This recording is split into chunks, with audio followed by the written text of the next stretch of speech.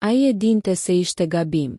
E dinte që ndjenjat nuk ishin vend në një auditor universitar, mes librave të vjetër dhe bankave prej druri. Por kur ajo hyri për herë të parë në klas, me librin e hapur të poezive në dorë dhe me një zë që tingëllonte si varg i gjallë, diçka ndryshoi përgjithmonë brenda tij. Ai ishte studenti më i mirë i vitit. Ajo ishte profesoresha e re e letërsisë. Dhe një konkurs kombëtar shkrimi do t'i lidhte më shumë se ç'duhej, duke i quar drejt një rruge ku zemra dhe morali përplaseshin në heshtje. Ardian Kelmendi nuk kishte besuar kurrë te dashuria e papritur. Për të, gjithçka në jetë kishte qenë rezultati punës, disiplinës dhe sakrificës. I rritur në një familje modeste në periferi të qytetit, ai kishte mësuar që herët se talenti nuk mjafton, duhet përkushtimi i verbër për të dalë mbi të tjerët. Në fakultetin e filologjisë, emri i tij ishte sinonim i ekselencës.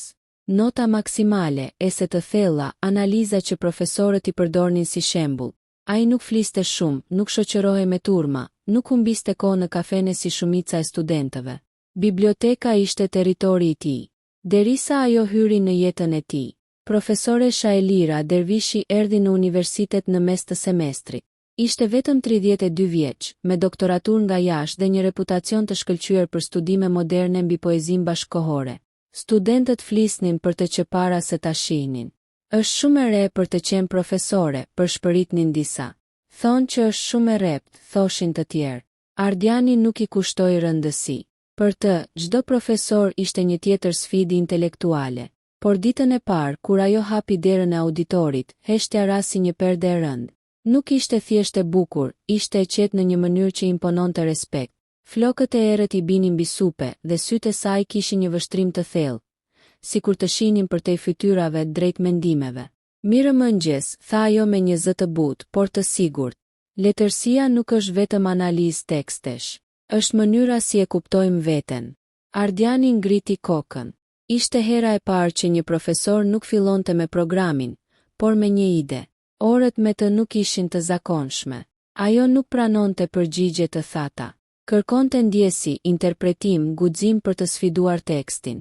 Kur fliste për poezinë, dukej sikur e jetonte çdo varg. Një ditë, gjatë analizës së një poeme mbi dashurinë e ndaluar, ajo pyeti: "Çfarë është më e fortë, ndjenja apo morali?" Klasa u mbush me mendime të zakonshme. Disa thanë morali, të tjerë dashuria. Pastaj ajo e pa drejt Ardianit. Zoti Kelmendi. Ai ndjeu një lloj tensioni të papritur. Morali ekziston për të ruajtur rendin, tha ai me qetësi. Por ndjenja është ajo që e sfidon rendin. Nëse nuk do të kishte ndjenja, nuk do të kishte as letërsi. Ajo buzëqeshi lehtë. Ndoshta, tha. Ose ndoshta letërsia ekziston pikërisht sepse njerëzit zgjedhin të mos e ndjekin ndjenjen. Ishte një debat i vogël, por diçka elektrike kaloi mes tyre. Një lloj sfide intelektuale që nuk kishte nevojë për fjalë të tjera. Nga ajo ditë, Ardiani filloi ta pres me padurim çdo orë të sajën. Ai nuk e quante dashuri, e quante admirim, respekt, frymëzim. Por netëve, kur shkruante në dhomën e tij të vogël, fytyra e saj shfaqej mes rreshtave. Një javë më vonë, ajo shpalli diçka që do të ndryshonte gjithçka. Ministria e Kulturës ka hapur konkursin kombëtar të shkrimit për studentët, tha ajo para klasës. Tema është kufit e ndaluar. Fituesi do të botohet dhe do të përfaqësojë universitetin në panairin kombëtar të librit. Salla u mbush me murmurima entuziazmi. Unë do të përzgjedh 3 punimet më të mira nga ky fakultet, shtoi ajo. Do t'i mentoroj personalisht para dorëzimit final. Ardiani ndjeu zemrën t'i rrihte më fort. Kjo ishte mundësia që kishte pritur prej vitesh. Atë mbrëmje filloi të shkruante. Tema kufit e ndaluar ishte ironike. Ai vendosi të shkruante për një histori dashurie mes 2 personave që nuk duhet të ishin bashk, një mësues dhe një studente, të ndarë nga normat, por të bashkuar nga mendimet. Ai e dinte sa e rrezikshme ishte ideja, por arti kërkon guxim. Ditët kalonin dhe ai punonte pa pushim. Kur dorëzoi dorëshkrimin, ndjeu një përzierje krenarie dhe frike. Një javë më vonë, Elira e thirri në zyrë. Zyra e saj ishte mbushur me libra dhe dritë natyrale. Një filxhan çaji avullonte mbi tavolinë. Ulu Ardian, tha ajo. Ishte hera e parë që i fliste me emër. Ai u ul duke ndjerë duar të ftohta. E lexova tregimin tënd, tha ajo ngadalë. Është i jashtëzakonshëm. Ai nuk foli, por është i rrezikshëm. Ai ngriti syt. Rrezikshëm i mirë apo rrezikshëm në përgjithësi? Ajo e vështroi për disa sekonda. Rrezikshëm personal. Ai e kuptoi menjëherë çfarë donte të thoshte. Personazhet e tij kishin dialog të ngjashëm me debatet e tyre në klasë. Madje kishte përshkruar një vështrim që ngjante shumë me të sajin. Nuk është autobiografik, tha ai me zë të ulët. Ajo buzëqeshi lehtë. Letërsia është gjithmonë pak autobiografike. Heshtja që pasoi ishte më e rëndë se çdo fjali. Do ta përzgjedh si një nga 3 punimet, tha ajo më në fund. Por duhet ta rishikojmë bashkë. Ka pjesë që duhen thelluar. Jam gati, tha ai menjëherë. Nuk ishte vetëm ambicie. Ishte diçka tjetër që e shtynte. Takimet e mentorimit nisën javën tjetër. Zyrtarisht ishin profesionale, analiza strukture, ritmi, metafora. Por çdo seancë zgjaste më shumë se ç'duhej. Ajo e sfidonte. Ai e kundërshtonte. Ajo buzëqeshte kur ai sillte një ide të papritur. Një pasdite, ndërsa diskutonin fundin e tregimit, ajo tha: "Pse I ndan personazhet në fund?" "Sepse është zgjedhja morale," tha ai. "Dhe nëse dashuria do të ishte më e fortë." Ai heshti. "Letërsia nuk është gjithmonë sakrificë," tha ajo me zë më të butë. Ai e pa drejt në sy. Ndonjëherë sakrifica është forma më e lartë e dashurisë. Fjalët qëndruan pezull mes tyre. Ajo u ngrit dhe ju afrua dritares. "Ardian, duhet të jemi të kujdesshëm." Ai ndjeu tensionin të shpërthej në kraharor. "Për çfarë?" Ajo u kthye. "Për mënyrën si lexohen gjërat. Universiteti është vend I vogël. Fjalët keq interpretohen." Ishte hera e parë që ajo e pranonte indirekt se diçka ekzistonte. Ai u ngrit ngadalë. "Unë ju respektoj," tha me sinqeritet. "Më shumë se këdo këtu." Sytë e saj u zbutën. "Dhe unë respektoj talentin tënd. Por kjo duhet të mbetet këtu në letër." Ai e kuptoi paralajmërimin, por zemra nuk funksionon si një kontratë akademike. Ditët në vijim, ai u përpoq të përqendrohej vetëm te shkrimi, por çdo fjalë që redaktonin së bashku krijonte një lidhje më të fortë. Një mbrëmje, pasi punuan deri vonë në zyrë, dritat e korridorit u fikën automatikisht. Kampusi ishte pothuaj bosh. "Duhet të ikim," tha ajo duke mbledhur letrat. Ndërsa dolën jashtë, shiu kishte nisur papritur. Ai hoqi gjaketën për t'ia dhënë, por ajo refuzoi. "Do të lagem," tha ai. Ajo buzëqeshi. "Edhe unë." Ata vrapuan drejt portës, duke qeshur për herë të parë si 2 njerëz jashtë roleve të tyre. Nën strehën e hyrjes, shiu binte me forcë. Sytë e tyre u takuan. Asnjë fjalë, vetëm frymëmarrja e përzier me shiun. Ishte momenti më I rrezikshëm.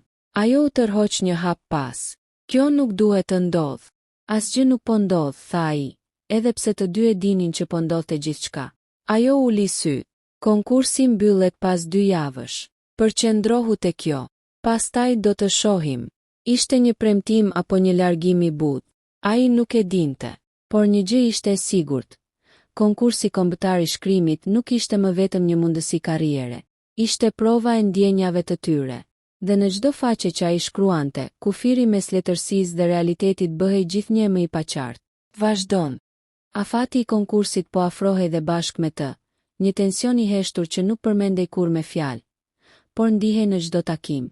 Ardiani filloi ta kuptonte se tregimi I tij nuk ishte më thjesht një histori. Ishte një pasqyrë. Çdo redaktim që bënin së bashku dukej si një diskutim I koduar për veten e tyre. Një pasdite, ndërsa ishin ulur përballë njëri tjetrit në zyrën e saj, Elira ndaloi tek një paragraf I fundit. "Nëse ata largohen pa thënë asgjë," tha ajo duke prekur me laps fundin e faqes, "lexuesi do të ndiejë boshllëk, por nëse qëndrojnë do të ndiejë rebelim."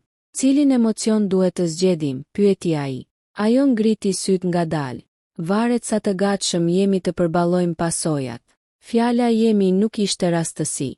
Ai e ndjeu trupin t'i tendosej. "Ky është vetëm një tregim. Letërsia ndonjëherë është më e sinqertë se jeta," tha ajo. Heshtja mes tyre nuk ishte më akademike. Ishte personale. Dyshim. Universiteti ishte një organizëm I gjallë që ushqehej me thashetheme. Dhe dyshimet filluan ngadalë. Një asistent e departamentit vuri re që Ardiani dilte shpesh nga zyra e profesoreshës. Një koleg I saj e pyeti me shaka në korridor: "Po e përgatit kampionin përfitore, apo për diçka më shumë?" Elira qeshi, por brenda saj u ndez alarmi. Ajo vendosi të shkurtoj takimet, të jenë më të shkurtra, më të ftohta, më formale. Kur Ardiani hyri një ditë dhe ajo e përshëndeti me një zoti kelmendi të thatë, ai e kuptoi menjëherë. Çfarë ndodhi? E pyeti kur dera u mbyll. Asgjë, tha ajo pa e parë në sy. Duhet të ruajmë profesionalizmin. E kemi humbur, zëri I tij kishte një dridhje të lehtë. Ajo heshti për disa sekonda që dukeshin si minuta. Jo, por njerëzit mund ta mendojnë. Dhe kjo mjafton. Ajo e pa drejt. Në këtë profesion, po. Kriza e shkrimit. Presioni filloi ta godiste. Për herë të parë, Ardiani nuk arrinte të shkruante. Faqet mbeteshin bosh. Fundi I tregimit I duke I rem, cilin do drejtim që zgjidhte. Në versionin e parë, personazhet ndaheshin përgjithmonë. Ishte moral, I sigurt, I pranueshëm. Por ai e urrente. Në versionin e dytë, ata zgjidhnin njëri tjetrin duke sfiduar gjithçka. Ishte I guximshëm, I rrezikshëm. Por ai kishte frikë. Ai nuk kishte pasur kur frikë nga një tekst. Një natë vonë I dërgoi një email të shkurtër. Kam nevojë për mendimin tuaj. Nuk po e gjej fundin. Përgjigja erdhi pas një ore. Eja nesër në mëngjes. Do ta zgjidhim. Përballja. Takimi I mëngjesit ishte ndryshe. Drita hynte e fortë nga dritarja, duke e bërë ambientin më të ftohtë. Ai fun, tha ajo pa hyrë në hyrje të gjatë. Nuk është për personazhet. Për kë është? Për ne. Ai nuk foli. Ajo mori frym thellë. Ti po shkruan atë që ndjen. Dhe unë po e lexoj si pjesë e asaj ndjenje. Është e gabuar, pyeti ai me zë të ulët. Ajo u afrua paksa mbi tavolinë. Është e rrezikshme. Rreziku nuk është gjithmonë I keq. Jo, tha ajo, por unë kam më shumë për të humbur. Fjalët ranë sigur të rënd. Ai e kuptoi realitetin përtej romantizmit. Ajo kishte karrierë, reputacion, vite pune. Ai ishte student, edhe nëse ishte më I miri. Po nëse fitoi, pyeti ai. Ajo buzëqeshi hidhur. Atëherë do të duhet të më falenderosh publikisht si mentore. Ironia e situatës I bëri të dy të qeshin lehtë, por tensioni mbeti. Moment I papritur. 2 ditë para afatit final, universiteti organizoi një aktivitet kulturor në mbrëmje. Salloni ishte I mbushur me student dhe pedagog. Ardiani nuk ishte planifikuar të shkonte, por e pa që ajo ishte aty. Ajo kishte veshur një fustan të thjeshtë të zi dhe dukej më pak si profesore dhe më shumë si grua. Ai qëndroi në distancë duke folur me disa shok, por sytë e tyre takoheshin her pas here. Në një moment, muzika u ul dhe dikush propozoi një kërcim të lirë. Një koleg ju afrua Elirës për ta ftuar. Ajo refuzoi me mirësjellje. Pastaj, për një sekond që ndryshoi gjithçka, sytë e saj kërkuan Ardianin. Ai u afrua ngadalë. Profesor, a më lejoni? Ishte një pyetje e thjeshtë, por e ngarkuar. Ajo hezitoi. Pastaj vendosi dorën në të tijën. Kërcimi ishte I shkurtër, por mjaftueshëm I gjatë për të ndezur dhjetëra sy kurioz. Distanca mes tyre ishte e kujdesshme, por elektriciteti ishte I pamohueshëm. Kur muzika mbaroi, ajo u largua menjëherë. Të nesërmen, thashe themet shpërthyen. Paralajmërimi. Shefi I departamentit e thirri Elirën në zyrë. Kujdes me afërsitë, I tha me një ton që nuk linte vend për keqkuptime. Je këtu. Reputacioni ndërtohet vështirë. Ajo doli me duar të ftohta. Ndërkohë një shok klase e paralajmëroi Ardianin. Po flasim për ju të dy. Ai e kuptoi se situata kishte dalë nga kontrolli. Vendimi. Mbrëmjen e fundit para dorëzimit, ai përfundoi tregimin. Personazhet nuk ndaheshin, por as nuk bashkoheshin plotësisht. Ata zgjidhnin të presin të rriten, të bëhen të barabartë, të mos jenë më në një raport pushteti. Ishte një fund I ndërmjetëm, I pjekur, I dhimbshëm. Ai ja dërgoi versionin final. Pak minuta më vonë, telefoni I tij vibroi. Ky është fundi I duhur, shkruante ajo. Jam krenare për ty. Fjala krenare e tronditi më shumë se çdo deklarat dashurie. Dorëzimi. Dorëshkrimi u dërgua zyrtarisht në konkurs. Tani mbetej vetëm pritja, por ajo që I friksonte më shumë nuk ishte rezultati. Ishte pyetja që rrinte pezull mes tyre. Çfarë ndodh pas konkursit? A do të zgjedhnin moralin apo ndjenjen? Pritja është forma më e pastër e ankthit. Ditët pas dorëzimit të tregimit kalonin ngadalë, si orë që refuzonin të lëviznin. Ardiani përpiqej të përqendrohej në leksionet e tjera, në libra, në rutinën që dikur e mbante të qëndrueshëm. Por asgjë nuk ishte më e zakonshme. Çdo korridor dukej më i ngushtë, çdo shikim më i gjatë se zakonisht, dhe ajo Elira ishte bërë më e largët. Në auditor, ajo fliste me qartësi profesionale, pas një devijim emocional. Nuk e thërriste më me emër. Nuk e mbante më vështrimin një sekond më shumë se ç'duhej. Ishte një mur i ngritur me kujdes, por muret më të forta ndërtohen pikërisht kur diçka e rrezikshme ekziston pas tyre. Shpërthimi. Një mëngjes, ndërsa studentët po hynin në klasë, një postim anonim u shpërnda në grupin online të fakultetit. Favorizimi hapur në konkursin kombëtar. Apo përgatitet fituesi që tani, poshtë mesazhit ishte një foto e paqartë. Elira dhe Ardiani duke kërcyer në aktivitetin kulturor. Fotoja nuk tregonte asgjë të papërshtatshme, por sugjerimi mjaftonte. Brenda një ore, thashe themet u bën akuzë. Ardiani e pa postimin në telefon dhe ndjeu stomakun t'i shtrëngohej. Ai nuk kishte frikë për veten, kishte frikë për të. Në mesditë, ajo u thirr sërish në zyrën e shefit të departamentit. Kur doli, fytyra e saj ishte e zbetë, por e përmbajtur. Ai e priti në korridor. Jam unë problemi, tha ai menjëherë. Do të flas me këdo. Ajo ngriti dorën duke e ndalur. Jo, nëse reagon, do ta përforcosh historinë. Po çfarë do të bëjmë? Ajo mori frym thellë. Asgjë. Do të presim. Akuza e drejt për drejt. 2 ditë më vonë, një koleg profesor kërkoi që dorëshkrimet e konkursit të rishikoheshin nga një komision i jashtëm, për transparencë. Ishte një goditje e qartë. Elira e pranoi menjëherë. Le të rishikohen, tha ajo me qetësi në mbledhjen e departamentit. Nuk kam asgjë për të fshehur. Ardiani e mori vesh nga një shok klase. Për herë të parë, dyshimi hyri në mendjen e tij. Po sikur ta diskualifikonin vetëm për të shmangur zhurmën. Ai shkroi një mesazh të shkurtër. Nëse duhet të tërhiqem nga konkursi për të mbrojtur reputacionin tuaj, do ta bëj. Përgjigjja erdhi pas disa minutash që ju dukën si orë. Mos guxo. Ishte hera e parë që ajo përdorte një ton kaq personal. Talenti yt nuk do të sakrifikohet për frikën e të tjerëve. Ai e ndjeu një ngrohtësi të fortë në kraharor. Rezultati. Një javë më vonë, emaili zyrtar mbërriti. Universiteti organizoi një njoftim publik në sallën kryesore. Student, pedagog, drejtues të gjithë ishin të pranishëm.